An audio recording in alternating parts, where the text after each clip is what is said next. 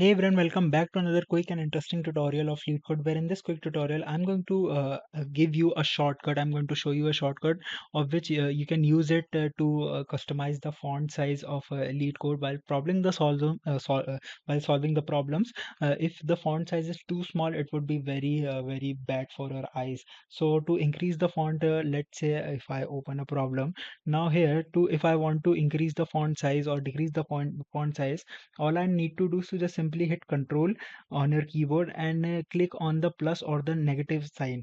If you want to increase the size of the font, just simply hit a plus, and if you do that, you can see the size is increasing. Now if you want to reduce the size, just simply hit negative signs with control, and you can see the size has been now reducing.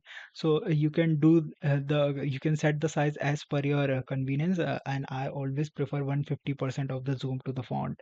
I hope this video will be very helpful for you. Make sure to hit the like button and subscribe button for more such informative and quick tutorials. See you in the next one. Take care.